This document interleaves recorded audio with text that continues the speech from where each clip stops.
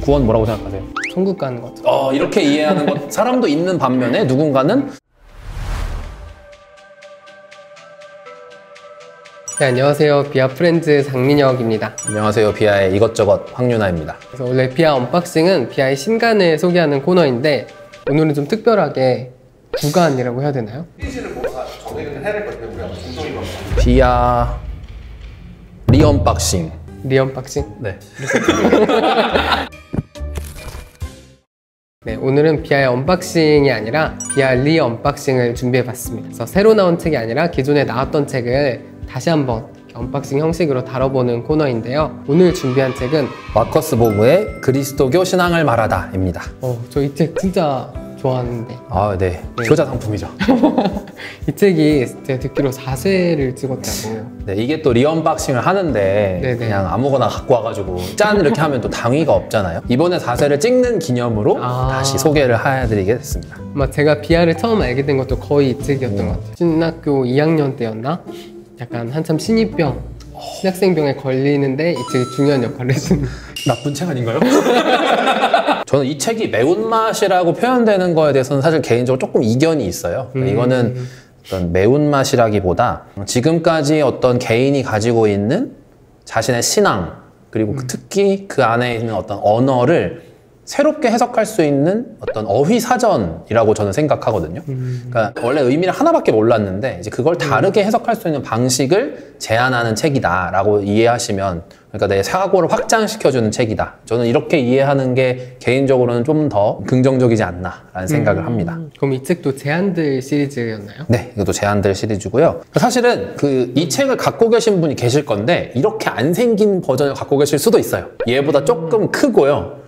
이제 이렇게 사진이 더 크게 들어간 이제 그런 책일 수 있는데, 이거는 이제 재판을 찍으면서 전체적으로 레이아웃을 수정하고 디자인을 바꾸고 이제 비아 제안들 시리즈에 편입된 책입니다. 이 말 그대로 제안들 시리즈는 어떤 신학의 다양성, 다채로움 같은 것들을 소개하고 있고, 교파에 상관없이 신앙의 언어, 신앙의 이해하는 폭 이런 것들을 넓혀주기 위해 만들어진 책 시리즈인데요. 이 책이 딱 그 시리즈 성격에 적절했고, 그래서 이제 새로운 시리즈로 편입된 거죠. 그래서 저는 제목이 그리스도교 신앙을 다시 묻다로 기억하고 있었어요. 신앙을 다시 묻는 책도 있죠.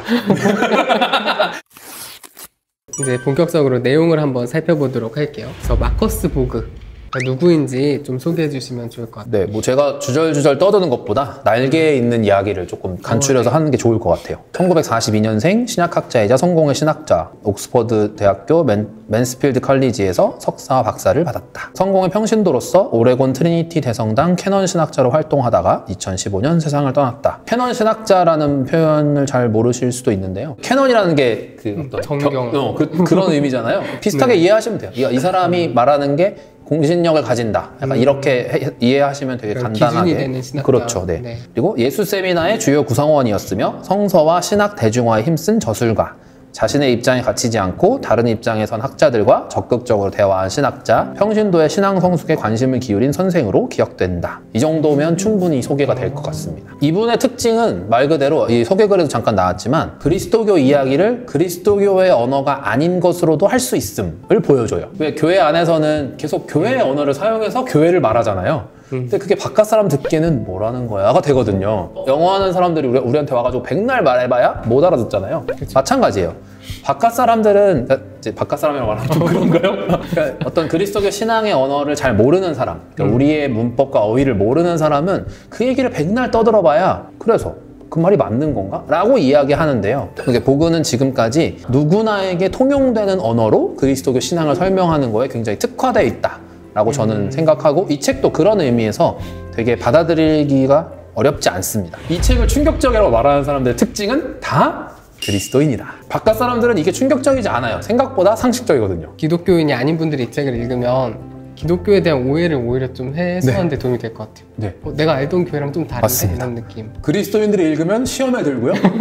그리스도인들이 아닌 사람들이 읽으면 생각보다 그리스도교가 이런 거야? 라고 이해할 수 있는 굉장히 독특한 책이다 라고 볼 수 있습니다. 그러니까 저도 이 책을 되게 좋게 읽었던 게, 신학교에 와서 고민을 많이 하게 되잖아요. 한 교회를 계속 다니고 그 교회가 어떤 내가 아는 기독교의 전부였는데 신학교 오면 그거보다 조금 더 넓은 기독교를 보게 되잖아요. 내가 알던 기독교가 뭔가 좀 이상한 것 같은데 라는 느낌이 있을 때 그 이상함의 정체를 좀 속 시원하게 말해준 학자가 보고했던 것 같아요. 맞습니다. 실제로 이 책을 많이 활용하시는 방식이 독서 모임 같은 걸도 많이 쓰시더라고요. 이게 또 장이 다 나눠져 있어서 네. 한 번에 한 장씩 이렇게 읽으면서 뭐 토론도 하고 이야기도 하고 이제 이런 쪽으로 많이들 활용하시는 것 같아요.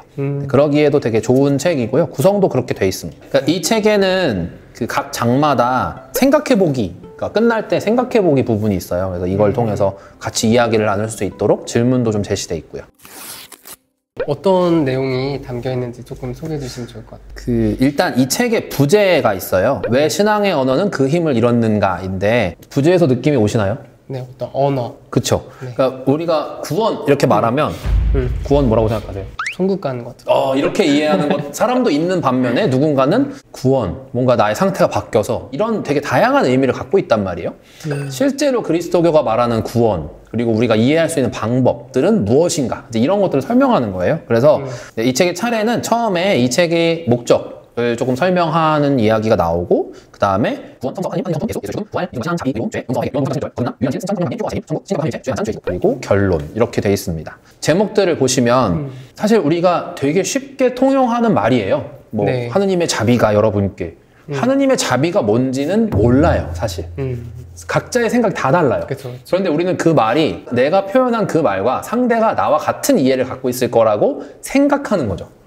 그리스도교 신앙이 뭐 막 교파가 갈라지고 서로 신학적 이해가 생기는 것들은 그 용어에 대한 정의가 다 달라서이다. 근데 그것들을 하나로 묶어줄 수 있는 정의. 다른 사람들은 이런 말을 이런 방식으로 이해할 수도 있다. 라는 것들을 예시로 뭐 제시하기도 하고요. 그래서 좀 더 그리스도교의 언어에 원래 있었던 생명력을 회복시키는 역할을 하는 책이다 라고 보면 적절할 것 같습니다. 페이지 구성이 이렇게 돼 있어요. 이쪽에 본문이 시작되기 전에 이제 이렇게 여기에 처음 장이 시작되는 부분이 있는데, 이쪽에 나오는 것들을 읽어보시면 새로운 질문 같은 것들을 좀 얻으실 수 있습니다. 예를 들면 두려움의 바탕을 둔 종교, 두려움의 바탕을 둔 개인의 행동, 두려움의 바탕을 둔 정치는 거의 함께 가기 마련이다. 이게 하느님의 성품 앞에 배치되어 있잖아요. 그러니까 하느님의 성품, 우리가 처음에 생각했을 때는 뭔가 되게 두려운 존재, 우리를 벌주는 존재, 뭐 이런 걸 자꾸 생각하게 되는데, 이 말을 통해서 보그는 하느님의 성품이 어떻다라는 걸 설명하고 있는 거죠. 어떤 어휘를 배우면 그 어휘의 뜻이 하나밖에 없다고 생각하잖아요. 뭔가를 계속 접하면서 그 어휘가 늘어나는 거예요. 예를 들면 우리가 어릴 때 영어 단어를 배웠다.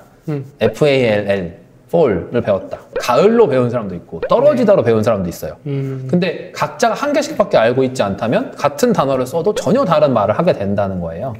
이것도 마찬가지예요. 그럼 부활을 어떻게 이해할 것인가? 그러니까 당신이 알고 있는 그 부활의 해석, 부활의 의미 플러스 이 의미를 같이 가져갈 수 있도록 이제 일종의 가이드를 제시한다라고 보시면 되고요. 각 장을 시작하기 전에 제시되어 있는 그 문장, 이 본문에 있는 문장인데 그 문장을 한번 고민해 보시고 이 책을 읽으시면 도움이 될 거고요. 장을 읽으신 다음에는 생각해 보기를 통해서 책의 내용을 다시 한번 곱씹어 보시는 게 도움이 되실 겁니다. 그럼 이게 지금 4세를 곧 찍는다고 했는데 나온 지 몇 년이 된 거죠? 초판이 2013년입니다. 와, 굉장히 네. 오래된 책이죠. 그러면 내년에 10주년. 그러네요. 네. 비아의 효자 비아 상품. 10주년 아니에요? 네. 맞아요. 네. 비아 10주년과 함께하는. 그러니까 사실 이 책이 되게 비아에 끼친 영향이 많아요. 이게 그런 책 아니에요? 비아의 기둥을 놓은 책이다. 감사합니다. 그럼 이렇게 10주년 이제 가까이 왔는데 9년 동안 독자들에게 받은 피드백 같은 게 어떤 게 있는지 좀. 긍정적인 피드백은 방금 민혁님 말씀하신 것처럼 뭔가 새로운 것들을 알게 지평을 열어줬다? 뭐 이런 네. 피드백이 있고, 부정적인 피드백은 도착하기 전에 소멸하는 것 같습니다. 부정적인 피드백이 있을 수 있죠. 그러니까 뭔가 뭐 너무 진보적이다 뭐 이런 얘기들을 하시는 경우들이 있었어요. 아까 민영님도 매운맛이라는 표현을 하셨잖아요. 이제 보그의 책을 접하시는 분들은 누가 소개를 해줘서 읽거나 뭐 하여튼 본인이 그걸 구매하시거나 하시는 분들은 기존에 뭔가 답답해서 읽으시는 경우가 많아요. 그래서 뭐 부정적 피드백은 잘 없는 것 같았어요. 이거는 본인이 의지를 가지고 읽지 않으면 안 볼 책이거든요. 네. 부정적인 의견을 낼 분들은 안 보시는구나. 부정적 의견을 내실 분들은 저자 이름만 보고 걸러 이렇게 하실 수 있다. 한국의 개신교회에서는 사실 보그가 굉장히 진보적인 신학자로 평가가 되는데, 저도 스퐁이랑 비슷한 계열이라 생각했거든요. 비아 입장에서는 네. 보그가 기준점, 마지노선 같은 느낌이 있어요. 보그까지를 이야기하는 건 저는 뭐 전혀 문제가 없다고 생각하는데 복음을 넘어가면 이제 소위 말하는 진보적인 신학 같은 거라고 저는 개인적으로 그렇게 이해를 하고 있어요. 지금 비아의 가운데가 아니라 비아의 어떤 왼쪽 끝을 책임지는 책이라고. 뭐 그렇게 보일 수도 있을 것 같아요. 복음을 넘어가지 않는다라고 이해하시면 비아의 색깔을 조금 아실 수 있을 것 같아요. 저희는 사실 그래서 이 책을 좀 더 보수적인 신앙, 보수적인 신학을 가지고 계신 분들이 조금 읽어주셨으면 좋겠다는 바람이 있어요. 저는 신학이라는 게 우주 최고로 보수적이면서 동시에 굉장히 진보적이어야 한다고 생각하거든요. 그러니까 진보와 보수의 개념 자체가 신학에서는 진짜 무용지물이어야 한다고 생각해요. 왜냐하면 항상 새로워지는 거잖아요. 그럼 이건 진보인데 그렇다고 과거를 다 내치지 않는단 말이죠. 과거의 그 의미가 뚜렷하기 때문에 항상 새로워질 수 있는 거라면 신학에서는 적어도 진보나 보수 같은 개념들이 사용되지 않아도 되지 않을까? 저는 그렇게 생각하는데요. 저는 복음 책을 읽으면 딱 그런 느낌이에요. 이거는 진보 보수가 아니고 정말 어떻게 받아들이는가, 이걸 받아들일 수 있는 일종의 마중물이기도 하고 설명서이기도 하고 이렇게 보시면 되겠습니다. 이 책이 지금 한국 교회에 어떤 줄 수 있는 어떤 통찰이나 도움 같은 게 어떤 게 있을까요? 모든 종교는 기복적이죠. 기복적인 요소가 없으면 종교는 아니다라고 저는 생각해요. 개인적으로는. 저도 가끔 마음이 답답하고 우울하고 이럴 때 저놈 좀 때려주세요 막 이런 기도도 해보고 사실 이런 건 굉장히 기복적인 거거든요. 근데 이게 잘못됐다고 말할 수는 저는 없다고 생각해요. 근데 그럼에도 불구하고 그리스도교 신앙이 기본적으로 지향하는 것, 그리스도인이라면 어떻게 고민해야 되고 이 세상에 어떤 방식으로 삶을 살아가야 하는가, 이런 것들을 고민하기에는 저는 이 책이 지금 우리 기독교회, 한국 기독교회, 한국 개신교회에 좀 필요하지 않나. 왜냐하면 생각보다 더 주술적인 경우가 많아요. 그러니까 신앙이 아니라 어떤 주술의 영역으로 가는 경우. 근데 그거는 그 언어를 오용하기 때문에 생기는 일들이거든요. 예를 들면 아까도 구원 얘기했을 때 천국 가는 거, 이거는 어떻게 보면 그 구원이라는 단어를 조금 더 심하게 말하면 구원이라는 단어의 진짜 의미를 모른 채 그 단어를 오용하고 있다라고도 볼 수 있어요. 근데 이 책은 그 의미를 다시 되살려서, 부제가 왜 신앙의 언어는 그 힘을 잃었는가잖아요. 그러니까 우리가 이것을 잃어버린 이유를 찾아야 된다는 거죠. 그리고 그 의미를 다시 돌려놔야 된다. 이렇게 본다면 저는 이게 어떤 약간 주술적인 것으로, 기복적인 것으로 너무 많이 흘러가는 경향성을 다시 이렇게 균형 잡힌 시각으로 돌려줄 수 있지 않을까? 균형 잡힌 신앙으로 돌려줄 수 있지 않을까? 이런 기대를 합니다. 그러면 이제 마지막으로 한방 한번 소개해 주시면 좋을 것 같아요. 어떤 마음으로 이 책을 대하실지는 알 수 없죠. 뭐 내가 한번 보글을 까보겠다. 뭐 괜찮아요. 근데 다 읽으신 다음에 내가 가진 그리스도교의 이해가 조금이라도 확장되지 않을 수 없을 것이다. 저는 그렇게 생각을 합니다. 그럼 이런 거 어때요? 약간 한방을 독자들이 쓰는 댓글. 오! 언박싱에서는 저희 편집장님이 원래 항상 한방을 골라주셨잖아요. 한 문장을. 저희가 언박싱이니까 이 책은 이제 많은 분들이 또 읽은 분들이 계시니까 이제 독자분들이 읽으면서 이 책에서 정말 이게 한방이다 라고 생각했던 문장이나 단락을 댓글에 남겨주시면 서로 그 한방을 공유하는 시간이 또 될 수 있을 것 같아요. 너무 좋습니다. 네, 여러분이 이렇게 댓글 남겨주시면은 또 서로 이 책을 어떻게 읽었는지 나눠봐도 좋을 것 같습니다. 네, 그래서 오늘은 마커스 보그의 그리스도교 신앙을 말하다 라는 비아의 기둥을 놓은 책, 비아에서 4세를 곧 찍을 예정인 책을 한번 소개해 봤는데요. 마커스 보그가 이 책에서 얘기하는 것처럼 저희 언어를 좀 환기할 필요가 있는 것 같아요. 너무 이제 관습적으로 쓰고 있었던 것들 다시 한번 생각해보고 우리가 진짜 믿는 그 복음의 의미, 어떤 우리 기독교의 의미를 다시 한번 생각해보는데 이 책이 큰 도움이 되지 않을까 싶습니다. 그럼 저희는 다음에 또 다른 책으로 돌아오도록 하겠습니다. 감사합니다. 감사합니다.